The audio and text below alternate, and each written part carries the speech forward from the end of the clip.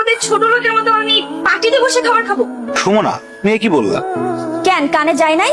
যা শুনছো সেটাই বলছি। ও মা, তুমি যদি ওই পাটিতে বইয়া না খাইতে পারো, আমার ঘরে একটা চেয়ার আছে, অবশ্য পাওটা একটু ভাঙ্গা, তবে তুমি বইসা খাইতে পারবা, অসুবিধা হইব না। স্যার ডাইনা দেই। ভাঙা চেয়ারে বসে সুমনা খাবার খাবে? অসম্ভব। ছি ছি, এসব কি রান্না করছে? এর থেকে তো আমার বাসার কাজের বুয়ারা ভালো রান্না করে খায়। মাকে ভেবে অপমান না করলে হয় না? এটা কোনো রান্না হইলো? তুমি খাবারটা খাবা না ঠিক আছে, সেই জন্য তুমি আমাদের রিজিকটা নষ্ট করবা? এই একটা ছোট লোকদের সমস্যা, কিছু বললে তাদের অপমান হয়ে যায়। যত সব ফালতু না কেন। মাথাটা ঠান্ডা করো, বুঝতে পারছি তুমি এগুলি খাইতে পারবা না। তুমি কও তুমি কি খাইবা, সাইফুল হোটেল থেকে আইনা দিই।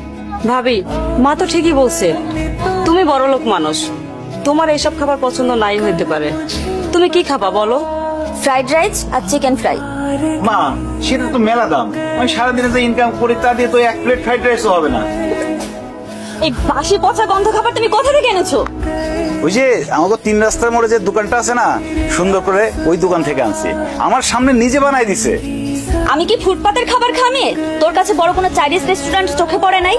মানে তোকে বিয়ে করছি বলে কি তুই আমার লেভেলটা ফুটপাতে নামে আনছোস? বউ, তুমি তো জানো আমি একজন গরিব সবজির দোকানদার। সবজি বিক্রি করে যা ইনকাম করি তা তো বড় রেস্টুরেন্ট থেকে খাবার কেনার মতো সামর্থ্য আমার নাই। হারাম চাদা, তাই বলে কি তুই আমাকে ফুটপাত থেকে খাবার এনে খাওয়াবি? ধর, তোর খাবার তুই খা।